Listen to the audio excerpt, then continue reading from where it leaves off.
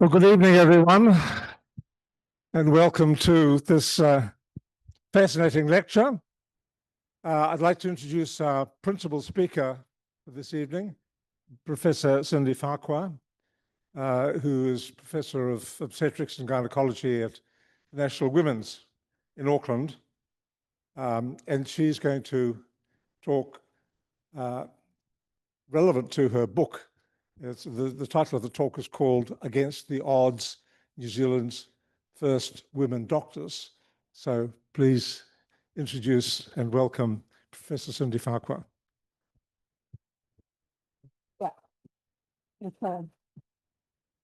Yeah. So kia ora, tātou katoa.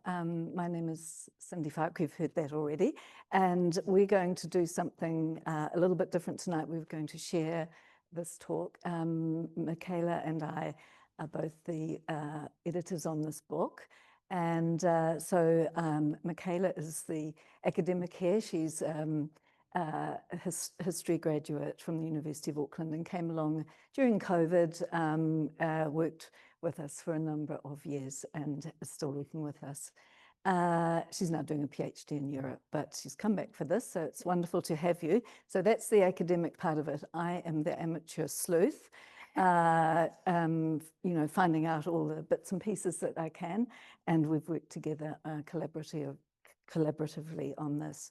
So if we can get underway, I'm going to start off with a funeral. And that was the funeral of my father, Dr. Bryce Gunn, graduate of this university, Otago Blue in cricket, and then he was a successful and popular GP in the Waikato, so much so that the Waikato Times had a full one-page tribute to him after he died. And a few weeks after he died and after his funeral, I got a letter, some of you might have had similar letters, from the New Zealand Medical Journal asking for an obituary. 300 words, please. So I did it. So 3 years later, my mother, Meredith Gunn, died, and they'd been married for 27 years and then divorced. And she had worked until she was 65 with a few bumps along the way, quite a few bumps along the way. And the New Zealand Medical Journal did not write to me asking for an obituary. So I wrote one anyway.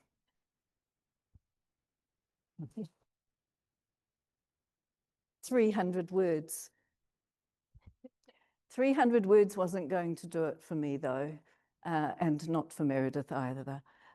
So I wrote a longer biography. My niece and I had done an oral history some years earlier, and then I wondered what to do with it. And apart from sharing it with the family, I felt this need to share it. So to cut the story a little bit shorter, I came up with this idea, and here it is, that we would create a project, the Early Medical Woman of New Zealand, and we take a cohort up to the year 1967. And does anyone know? Well, I'm not asking for answers, but no, the reason for choosing that year was it was the last year before the Auckland Medical School started. And really from that time, the numbers of medical women graduates increased. So we had about 395 graduates in that cohort, and we've been collecting their stories, preserving them, and putting them up on a website. And of course, the website's fantastic. No page limits, no word limits, and lots of room for photos. So, so that's what we've done. And we have applied for funding along the way, and I'd acknowledge the Heritage Fund, Farquhar Trust, Medical Protection, and the University of Auckland. Now, I'm an academic, and so I put this into my sabbatical application for 2015. Slightly cheekily, it was the 5th item or something like that, and that was approved, so I acknowledge the university in agreeing with that. with that plan. Now you can see a number of people along the bottom, and they've come and gone over the last 9 years. Some of them are volunteers, some of them are paid. One of them was a medical student. One of them was two of them are PhD, have been PhD students in history. And I'm very grateful to them for their contributions. Oh, I went the wrong way. Oh dear, what do you do then? Go, okay, right, thank you. Won't use that one, I'll use that. Okay, so the website looks like this, and I just encourage you to look at it. Biographies at the top there, or you can choose the graduate role. And if you have a story or anything you'd like to share with us, then get in touch. No, don't touch that one, go there. Right, so up to 1967, this 395 women graduated as doctors. The intake was around 100 until, well, from about 1920 to 1943, about 100 a year, and then increased to 120. But the number of women graduating, I've put a median through that, maybe not the right statistic, but was 6 per year, and varied up to 1 year with 17, but varies a lot because women were dropping in and out, and but overall a lowish number when we consider the proportion of graduates. And you can see the second half of it's obviously increasing there, but only on the obituary front, just to go back to that, only about 3% of them are from New Zealand trained medical women. All right, so over to Michaela. Hopefully you can hear me. So as an oral history project, we really wanted to prioritize participant well-being and privacy.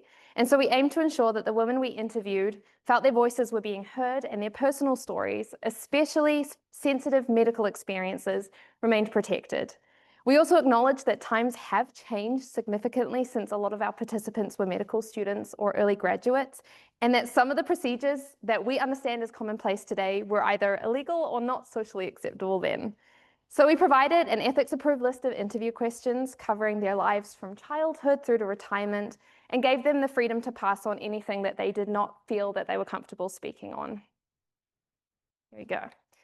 While we primarily base the biographies on interviews, as this is an oral history project, we did supplement this with information where needed and contextualize their experiences historically. We combined, as you can see on there, with a few of the databases that we used. We did combine the interview material with archival research, primarily from Papers Past, which has digitized newspapers and letters, as well as births, deaths and marriages and the New Zealand Medical Register, as well as anything else that we could find, such as the Stolpersteiner Project, which talks about histories of Jewish women and men that were displaced because of the war. These sources have been instrumental when the women in question did not have children, or if the families did not know much. A lot of these women didn't actually talk about their time as a doctor to their families, and so we had to sometimes rely solely on secondary information. Participants had full autonomy to make any desired changes, especially since this is their history, and ensuring that the accuracy and alignment with their intentions, especially if interview quotes or archival information didn't particularly reflect their personal records. In total, as you can see on the screen, we've had 51 interviews with living graduates, 57 interviews with families of graduates, and we've written 77 biographies on secondary information alone. 145 biographies are published on our website, which is an amazing achievement, and we've got 54 that are still in the drafting process. We did try to mention as many of these women as possible in the book, but obviously there are constraints, and so we mentioned about 160. The book organizes women's experiences by eras, especially the first half, and we're focusing on how the broader societal events impacted their medical education and careers. While existing literature often labeled only the very first women medical students as pioneers, what we found was that the women who studied before World War I all faced very similar hardships and societal expectations. The Otago Medical School only opened after the British institutions upon which it was modelled had started admitting women students, and so they were technically never banned. The problem instead, we found, was with New Zealand society, which was quite slow to accept women in the workforce.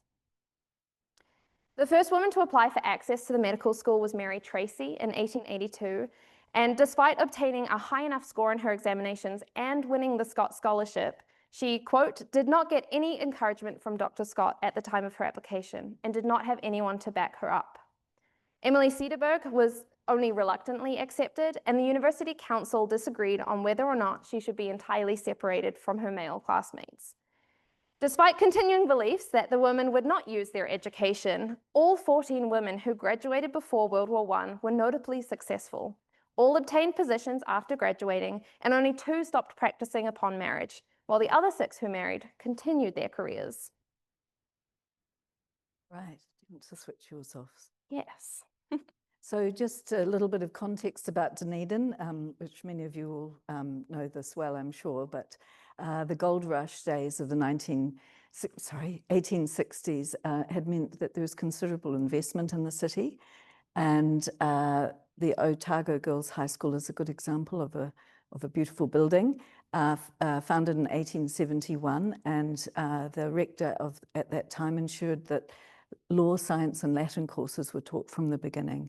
And it's not a surprise, perhaps, that 9 of the first 14 graduates attended the Otago Girls High School. University of Otago was founded a few years later, and it was the first university in Australia and New Zealand to admit women students. Now, we're going to dive into a couple of biographies, 3 biographies here. Now, many of you will know this better than most, perhaps. A whole book has been written about, or books have been, chapters, a lot has been written, but so this is very brief, just to say that she enrolled and graduated in 1896, but she was the second woman to be registered because she promptly went overseas, and Margaret Cruikshanks, got in and was the first woman registered. After graduation, she was employed for more than 40 years in different roles, and in particular, I'd like to highlight her activism and leadership involved in establishing a number of organisations, the National Council of Women, the University Federation of Women, the New Zealand Medical Women's Association, and the Society for the Protection of Women and Children. She was awarded CBE in 1949, and she has a scholarship and a Dunedin Street, or it's a place really, in her name. Dr. Scott at the time had instructed her to be good, keep men at a distance, don't allow them to touch you or take liberties, and never show your feelings. I'd like to know if you talk to the men. I was looking at someone's biography today, and this popped up, and so I've popped it in. On the first day of lectures in 1950, the new class had a surprise visit from Emily Cederberg, which was, I'm sure, extremely well received at that time. And there, if you go to Clyde, you can find footprints in time, as I did a few years ago. So to turn to Margaret Cruikshank, the second graduate, again, much has been written about Margaret. Second woman to graduate, first to register. Margaret and Emily were good friends and had met at Otago Girls High. She became a medical assistant to a local GP in Waimate in 1897. There were no hospital appointments really open to women at that time, and she eventually took over the practice in 1914 when he'd gone away and hadn't been able to come back because of World War I. And I thought that the Waimate Times were quite favourably warm towards Margaret. The day of the Lady Doctor, like the women's franchise and the labour legislation, seems to be upon us. We cannot do less than wish this clever pioneer much happiness and success in the profession she has selected. For the time, that was very high praise. Unfortunately, she was an early victim of the influenza pandemic in November 1918. Her driver had died of the pandemic. She rode her horse to visit her patients, and then she succumbed. And the town mourned her and honoured her in 1923 by erecting this statue. And look at the turnout. They were very sad and proud of their woman doctor, Lady Doctor. Now to turn to Alice Woodward, perhaps not so well known, from Auckland. Her parents had been teachers, and she was sent, she wanted to come down to medical school. This is one of her recollections. I now come to the part of my lectures. I refuse to give before women, therefore the woman must leave the room or I will leave. And they were forced to retreat and encouraged along with hoots, jeering and stamping from their male students. There's Alice there in the middle. So Alice became the first Otago trained woman doctor to be employed at Auckland Hospital. She might actually be the first to get a hospital appointment across the country. It's hard to be absolutely sure.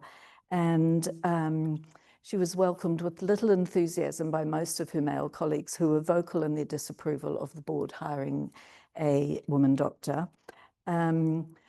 I did find this, that lovely woman doctor has started out to push the male doctors from their armchairs at the hospital, written in March 1900. I thought that was a bit harsh, really. Didn't think there were too many doctors sitting in armchairs probably in those days or these days. I'm being generous. All right, so Alice went on. There was a threat of a plague in Auckland at that time. A rat had bitten someone and they didn't do too well. And they wanted to establish a plague hospital. Young Dr. Woodward, registered only that month, offered to supervise the hospital as they didn't have any other volunteers.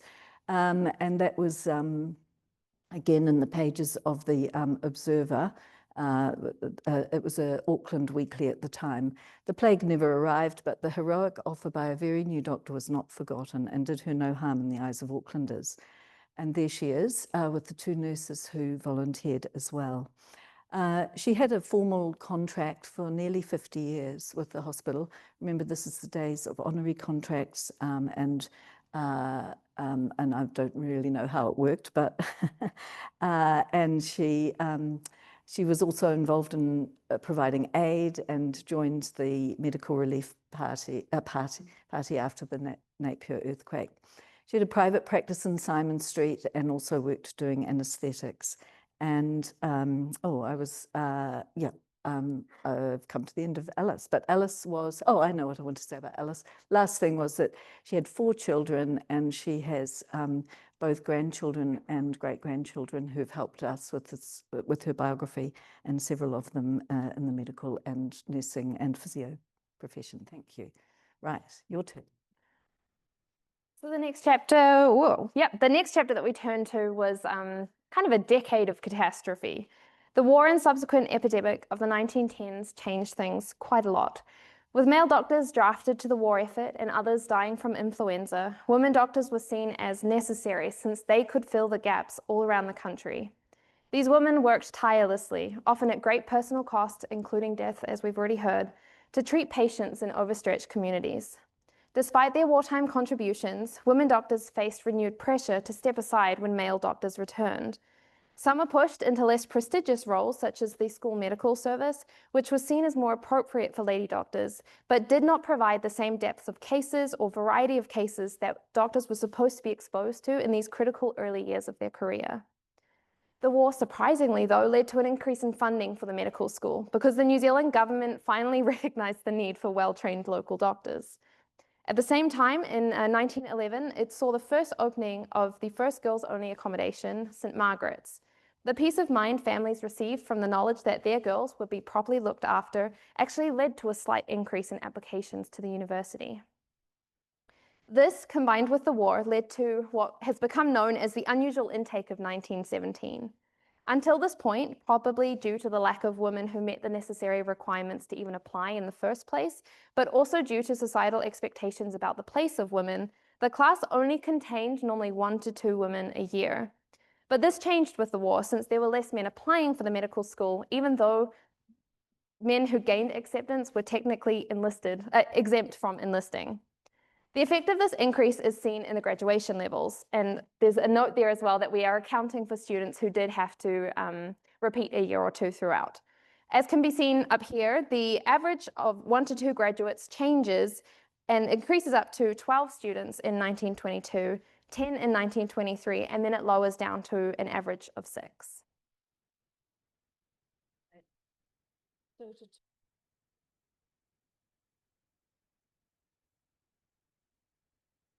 Good. So the pandemic of 1918 and the impact on the medical school and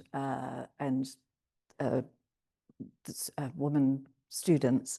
So medical students were enlisted. The final year students were given full medical authority, except for death certificates, which was the least risky thing that they were probably doing. Anatomy students were still expected to do 3 hours of dissection in the evenings after their duties. And the 4th and 5th year students were given a crash course in minor anesthetics, hypodermic techniques and drug prescriptions so that they could take over from those town GPs who'd been laid low. And they learned a great deal about coping in emergencies and caring for the dying, and nearly a quarter of their patients in the hospital died. We have a number of biographies where they mentioned being enlisted to do this work, and it was obviously pretty tough on them as students. So that turns to Dr. Doris Gordon, 1915. She had, I forgot to explain that the numbers in brackets, the year in brackets is the year of their graduation. So we're doing that throughout the presentation. So she had graduated in 1915 and she'd survived the pandemic. She also described how awful that was to be as a doctor at that time. But she had a real interest in what I'd call women's health, but ONG. And in 1924, she published, her MD was awarded, I should say, about pain relief in childbirth. And in 1927, her concerns about state control of medicine led her to establish the New Zealand Obstetrical Society. Now, she was a very good fundraiser and raised funds for a lecture in midwifery. That's how it started. For the Otago Medical School, which became a professorial chair in ONG. The term midwifery was used generally for obstetrics at that time. And then in the 1940s, Doris, with the New Zealand Obstetric Society, started fundraising for a postgraduate chair and National Hospital for Women in Auckland. And over the 7 years, they raised over £100,000, which in my calculation in this year would be worth nearly $10 million, which is a remarkable achievement, from cake stalls literally around the country and other fundraising activities in small towns, highly organised. And so that postgraduate professor appointment started in 1953. And I have to say I am the 4th recipient of that postgraduate professorship, although my salary, only a small portion of my salary now comes from that fund, which is fortunate for me, greatly diminished now. And in 1964, National Women's was opened, and again, what magnificent occasion that was. The Queen came and opened it, and it is quite extraordinary, and you look across all the scene there. Unfortunately, Doris had died in 1956, and so she wasn't there to see that, but she really had made such a significant change to obstetrics and gynecology across the country. All right. Our next era was the interwar years, and even though this covers nearly 2 decades of time and many opportunities arose throughout this time that we felt like it was a good idea to put it all together. One of the main things was access to further education overseas, and we found a general trend of women continuing to struggle to find acceptance in medical school and the careers. The places they'd gained in the medical school during the war were reduced back down in preference of returned servicemen, and some started to talk about this unspoken rule of a 10% cap on the intake of women, something that we found to be true until the period when the Auckland Medical School opened. Thus, while the post-war period saw liberation in some areas, conservatism continued to dominate. Young women gained greater freedom in fashion, leisure, and employment, but prevailing societal expectations continued to idealize women primarily as wives and mothers. Working women, especially those who were married, faced pressure to leave the workforce. Many women could not even secure a job, which they believed was because of their sex. And so either they gave up and never practiced again after qualifying, or they moved overseas where the environment started to become a little more tolerant. So during this time, the New Zealand Medical Women's Association started. It was established in 1921 to further the interests of medical women and to promote professional associations between members. The first president was Emily Cederberg, and she had been instrumental in its conception. And it was part of an international network eventually, and had grown to 280 members in 1992. Somewhat interestingly, by 2003, it went into recess, and I put that down to the numbers of women and the way people had started to talk to each other had changed. I put it down to Facebook. They had rather nice lunches. This is in 1962. Note the gloves, the corsages, and some hats. So to turn to one of the graduates from that time is Kathleen P., who graduated in 1929. She's one of only 2 Chinese graduates in medicine, women graduates, I should say, in medicine up to 1967. She came to New Zealand with her aunt, or called her Auntie Margaret, who was with the Church Missionary Society and had been given her care by her father in China, who couldn't look after her. And I can't say that she had a good time, but at that time it was very hard for her. It was very hard to be a Chinese person in Otago. Of course, I knew I was Chinese. I wished I wasn't. It was all right when I was on the farm. But then in 1915, my aunt wanted to send me to the best girls' school in Otago. I was the only Chinese. The girls were just not too friendly. And at the university, the medical girls were really arrogant. There were so few girls, and they came from good families, and they really looked down on the Chinese. They were not nice to me at all. So Kathleen actually got a job as a house surgeon at Oamaru, and then she moved back to China with Auntie Margaret and for missionary work. She did marry. She worked in different places, Singapore and Hong Kong, and eventually came back to New Zealand and retired, and in the Tauranga area with her husband. I have mentioned Kathleen because it's in 1929, and that's the order I'm going, but I do want to tell you that I will be talking about the first Māori graduate, Rena Moore. The only Fijian Indian graduate is Dr. Kantha Soni, and the second Chinese graduate, Dr. Lucy Chung, in 1964, and the only Samoan or Pacific woman is Via Papa Atherton, who I will be talking about later. So it was also the time that women started to become specialists, but this was prior to specialist colleges, which causes a few challenges in how to describe whether they were specialists or not.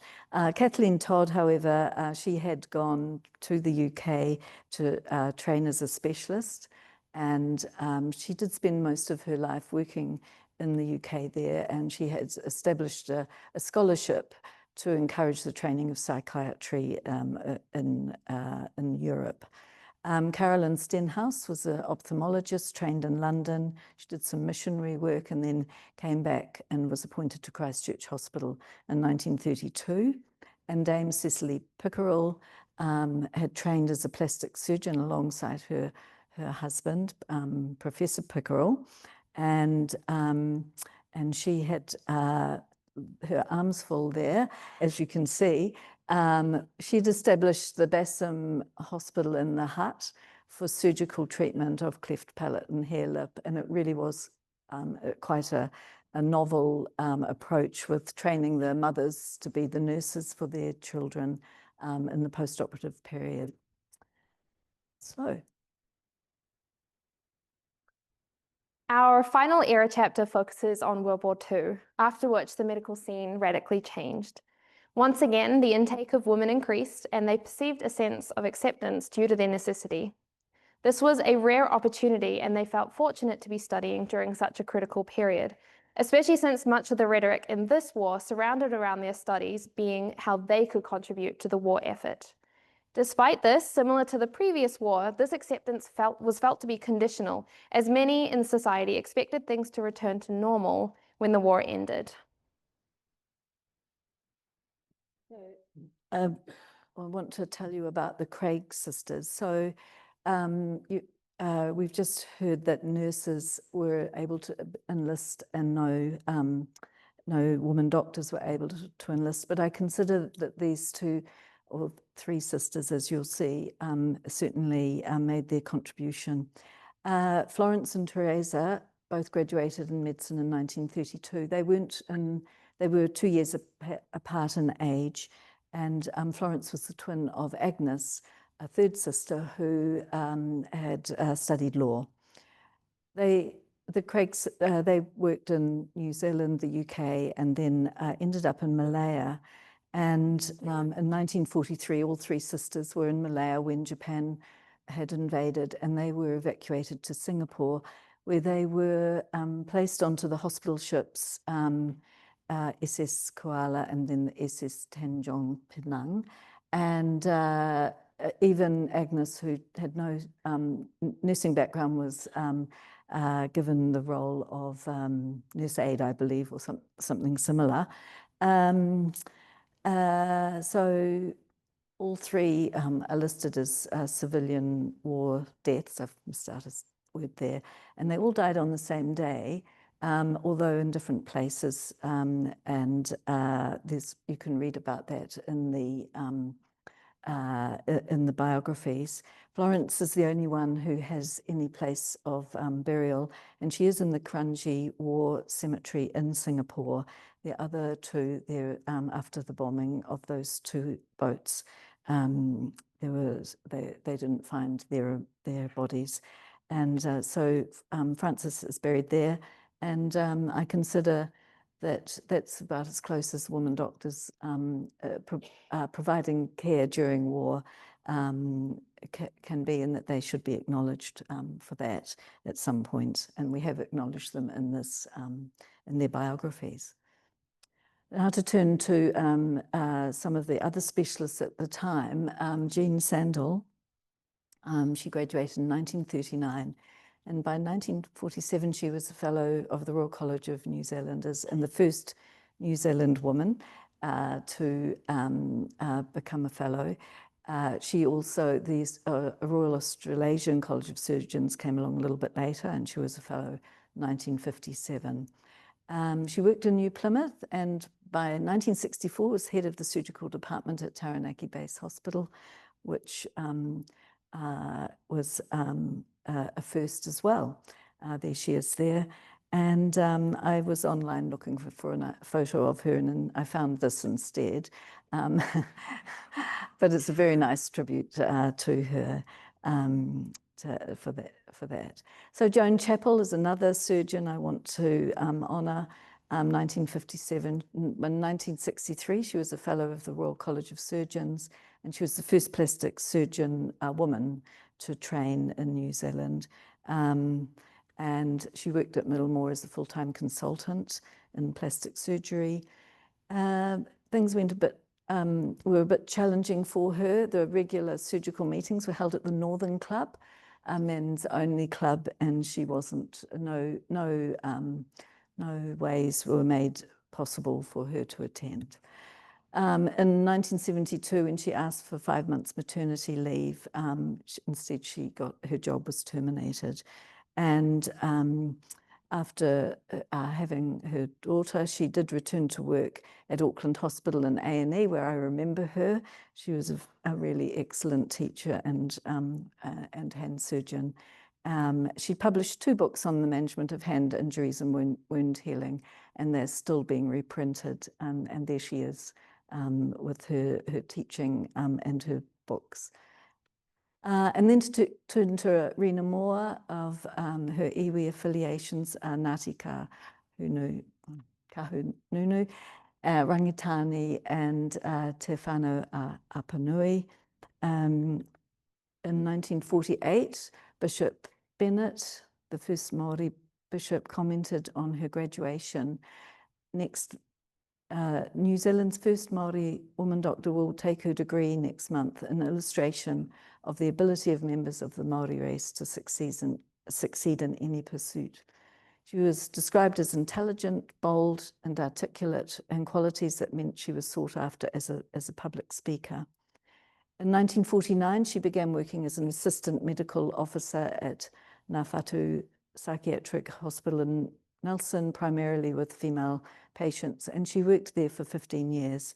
She left this role when she was overlooked for a promotion, and she set up in private practice.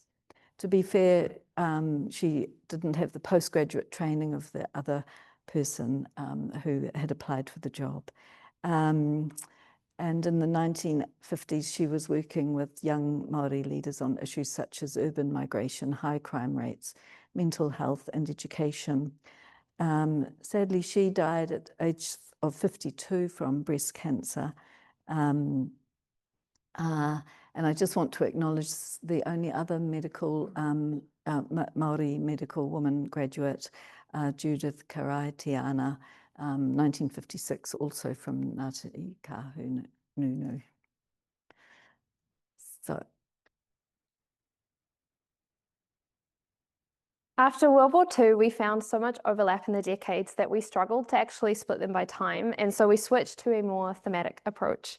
Our fifth chapter highlights the experience of medical refugees who were able to gain entry to New Zealand after being displaced either by the beginning rumblings of or the actual outbreak of World War II. Some of these refugees arrived as qualified doctors, but despite being skilled professionals, they faced strict immigration controls and were often treated with suspicion, had to secure private sponsorship, and were restricted in movement and employment opportunities once they were in New Zealand. They were required to retrain so as to convert their degrees to the British system, but even this requirement was defined by racism. They had to complete a burdensome 3-year retraining course, which was far longer than the required one in Britain, due in part to the pressure from the New Zealand branch of the British Medical Association, which did not want these immigrants taking New Zealand jobs. These challenges were coupled with intense feelings of cultural dislocation, language barriers, and social isolation. For example, Selma Ronagahan had had her medical license in Europe revoked because of her status as a Jew, and then she was imprisoned in 4 different concentration camps throughout the war. Tragically, while she survived, she lost her parents and husband to the camps. Anne Gluckman, who is the daughter of one of our graduates, Augusta Manoy, wrote about Selma. It was a struggle for survive. Any form of rejection or criticism, deliberate or implied, by staff or students, revived memories of fears, punishments, and dangers associated with disapproval by the non-Jew in the camps. Her survival techniques made her unpopular with those students who lacked understanding. As a result, some refugees abandoned their previous lives and adopted English names or avoided contact with other refugees in order to assimilate as much as possible, while others found strength in small refugee community networks. But they were not the only refugees of war to enter New Zealand, and this chapter also focuses on the refugee children who completed their schooling in New Zealand before entering medical school. The majority arrived with little to no English and so had to acclimatize not only to a new country and culture, but quickly learn a brand new language. Despite the passage of time between the end of the war and their entrance to high school or medical school, many of them still experience some discrimination or isolation because of their accents or cultural differences. For example, Hendrika Val Manning, who was known as Annie, had been imprisoned in a prisoner of war camp for the first 5 years of her teenage years, in a single cell shared with her mother and sister, where her mother would educate the 2 girls on a single piece of paper.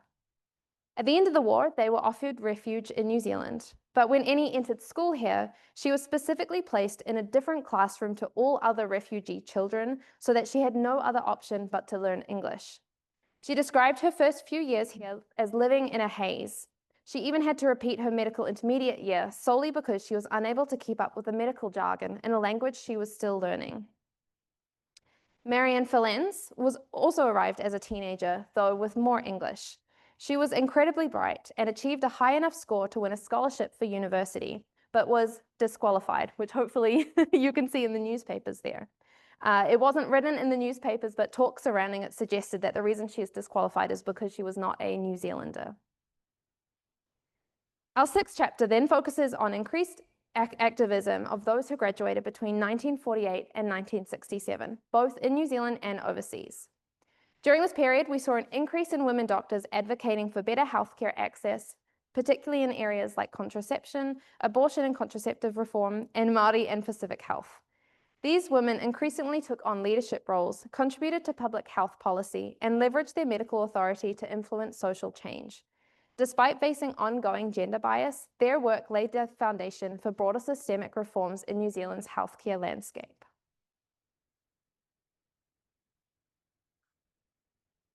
So I want to tell you about Margaret Neve, who I think is a graduate who deserves a deeper look at. So she trained as a pediatrician in the UK, and she worked in Samoa, Vietnam, Papua New Guinea, Hong Kong, and Vanuatu. In 1969 to 1975, she was in Vietnam providing pediatric services to local people for Save the Children Fund, and then for the New Zealand Specialist Team, of which some people may be here in the audience. And there's a lot about her online, so do go and have a look. And she was a huge advocate for regional aid work, and declined twice receiving a royal honour, once from the British government for her work in Hong Kong in the Vietnamese camps there, and once in New Zealand from our own government.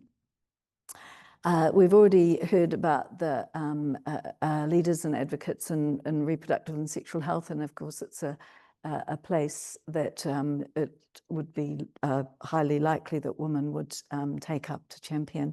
I've listed names here, but there may be more, but they've worked together in many cases, and I think made a huge contribution to the landscape in this area. I want to also talk about Via Papa Annandale Atherton from Samoa. She's the only Pacific woman to graduate. She came to Otago from school in Auckland, having been sent there for her secondary school. She became a public health advocate across the Pacific, often working for the WHO and other regional organizations. And in 2019, she received an honorary doctorate from the University of Otago. And this is, quote, breaking barriers and creating opportunities for women and girls was the driving force of her life. And we did interview her by Zoom a couple of years ago, but she's now has died. Back to. While we did not want to undermine the women who worked extremely hard as GPs or in public women's or children's health, or left the profession to pursue a life as a mother, our final chapter was extremely important to us, specifically due to previous publications written on the topic of research output at the Otago Medical School. We named this chapter, as you can see at the top, Making Their Mark in Research, largely in response to a section from Gordon Parry's 1975 historical sketch of the medical school, which was entitled Men Who Made Their Mark. Parry states, research. This word seemed for many years to be synonymous with Hircus. His energy, skill, patience, and leadership combined to make him one of the most important figures in the history of the school, which has attracted and retained so many men of distinction. And yet, by the time Parry wrote his book, at least 18 women had made significant breakthroughs in the fields of nutrition and public health, pediatrics, immunology, microbiology, genetics, neonatal intensive care, and women's health, and 17 had completed doctorates. It was also written after the first woman, Molly Marples, was appointed to an associate professorship in 1960. But we also wanted to acknowledge the achievements that happened later. For example, the first woman promoted to professor was Barbara Heslop, and that was in 1984. She was the only graduate from our time span who achieved this in New Zealand. Norma Rescio was promoted to associate professor in 1977, around the same time that Robin Bryant was promoted to clinical associate professor. and Tanya Gunn was promoted to honorary professor in 1999. Beryl Howie, the only other woman from this time span to obtain a professorship, did so in India in 1963. Despite the obstacles, the women featured in this chapter made significant contributions to their fields, with the majority publishing anywhere between 100 to over 300 scientific articles. Norma Rescio, for example, was a pioneering researcher in cardiology, focusing particularly on heart disease and coronary care, for which she became internationally recognized. Patricia Buckfield was instrumental in advancing understanding of diabetes treatment in New Zealand and played a key role in developing outpatient clinics and education programs for diabetic patients. Tanya Gunn was a respected researcher in obstetrics and gynecology who focused on maternal health and hormone regulation.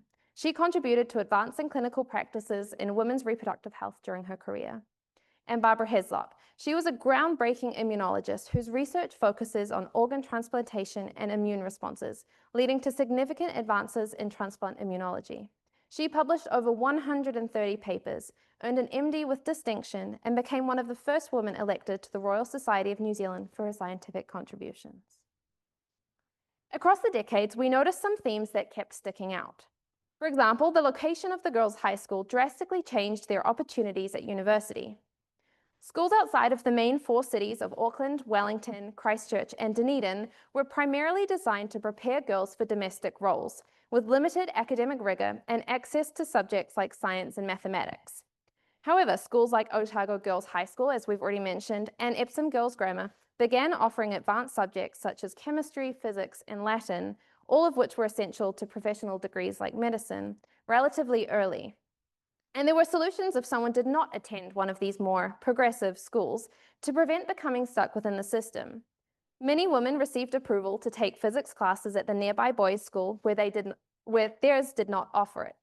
Some women mentioned progressive teachers who offered physics lessons before schools, and others obtained private tutors for harder subjects like Latin or self-taught themselves from books at home.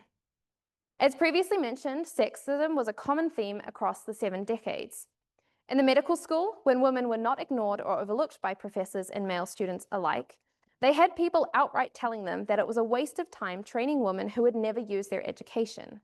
They were told to leave anatomy classrooms because the professors felt that some of the topics, such as reproductive organs, were not appropriate for women to learn about. And it was not much better in the workplace.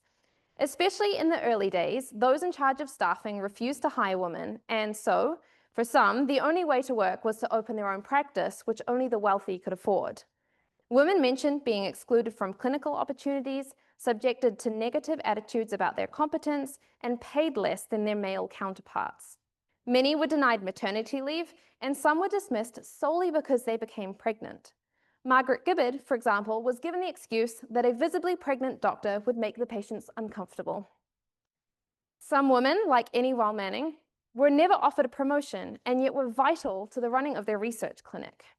In writing at the end of her career, Barbara Heslop noted that many specialist colleges were still not accommodating to women with children, and there was still little opportunity for part-time work or paid maternity leave. And yet, we do see support. Marion Filens, who we previously talked about, she was denied a New Zealand scholarship for her university studies, but was noticed by John Eccles during her BMed Sci year, and he recommended her for a doctorate at Oxford, where she was later employed as the first woman lecturer at her college. Women also looked out for each other. Kathleen Todd spent the majority of her career in and around London, and she opened her home to New Zealanders who were visiting, whether for studies or just for a short time. Miriam Frank, who was struggling to juggle being the primary breadwinner and homemaker, was told by a fellow Otago graduate when a new pathway opened up for a well-paid, part-time study and subsequent work in the field of anesthetics. Many of the women we interviewed also felt supported by the male medical students and struck up lifelong friendships and relationships with them. While there have been relatively few of them, women also slowly began filling positions as directors of hospitals, chairs of departments and medical councils, and deans of medical schools, both locally and internationally. Women also built strong networks, such as the New Zealand Medical Women's Association, that promoted networking opportunities, friendships, social meetings, advocacy, and a place for women who decided to leave the medical profession but wanted to remain in contact and up to date with current medical news and practices. And women have also led significant medical change in New Zealand. Robin Hewlin's advocacy led ACC to cover the care of trauma for sexual abuse survivors, and some, like Kathleen Todd, provided grants and scholarships for younger generations of women to pursue not only medicine, but their chosen specialty, even at overseas institutions. And others pushed for improvements in all phases of the life cycle, most notably in pediatrics, women's health, and elder care. It is clear that New Zealand's healthcare system would not be what it is today without their efforts.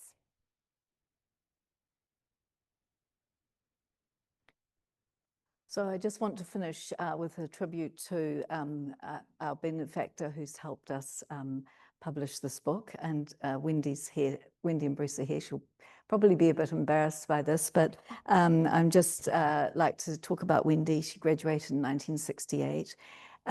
She spent the year between 4th and 5th year representing New Zealand in cricket in England, and would have been in the year of 1967, except for that wonderful opportunity to go and play cricket. And there she is with her smart blazer. She's trained as a radiologist after having women, and I've worked alongside Wendy for many years because she has a special interest in obstetrics and gynecology, and I consider that she's been a mentor and support.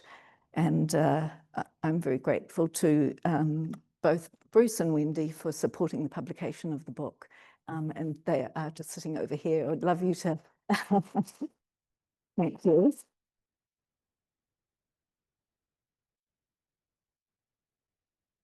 And I'd like to thank all of the graduates and their families for allowing us to publish these biographies. You can find out a lot more from the website, and please get in touch with us. And finally, I just really want to conclude with these remarks and to say, let us not forget the contributions they've made and the obstacles and barriers that have been overcome, so that my generation of women doctors and those that follow can have the benefits and the opportunities to flourish. Thank you very much.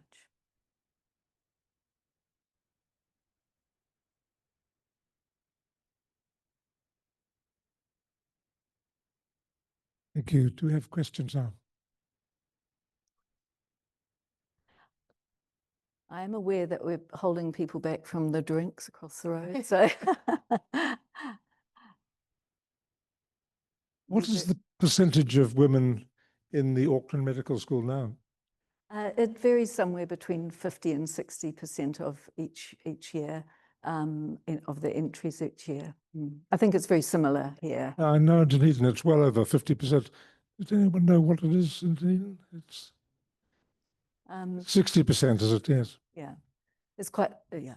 I mean, in some medical schools in Europe, I know it's a lot higher than that, but at the moment, yeah. Yes. Other questions? Yes. Questions later, yeah. Okay.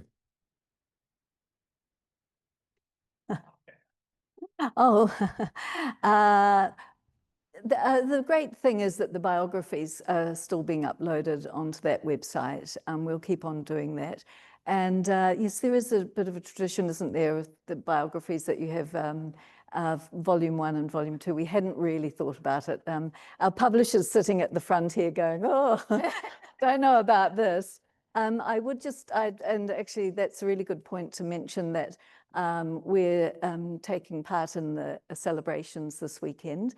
And on Saturday at the University Bookshop at around 4:30, I think it is, we'll be having another launch. This isn't really the launch. This is a history of medicine lecture. We'll be launching there, and there will be further celebrations and drinks if you wanted to come. You've got a day of looking around the medical school. I think you'll probably, we'd be very welcome to turn up, and it'd be great to see you. Any other questions? Any other questions? Yep. Oh, one at the back there.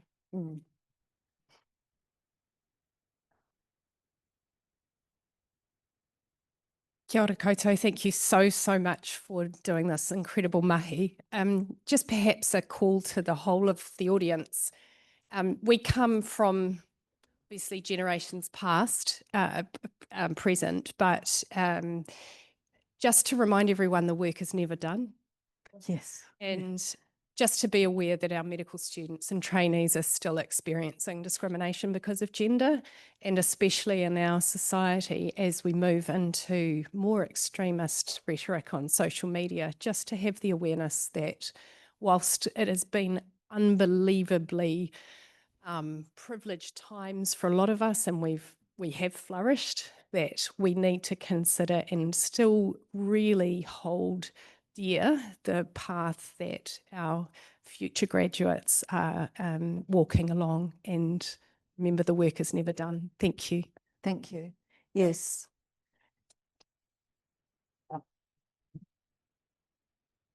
I'd like to comment on the recess of the New Zealand Medical Women's Association. Yes. There might be a positive reason for it, which might be that graduates felt that there was no longer discrimination. But I think they've formed their own Facebook equivalent now. Yes. Good. Yeah. No, I totally agree. Yeah, I'm sure. Good. Much easier to do it now. Yeah. Good. All right. So, anyone else? Any other questions? We're very happy to talk to you afterwards. So, thank you very much.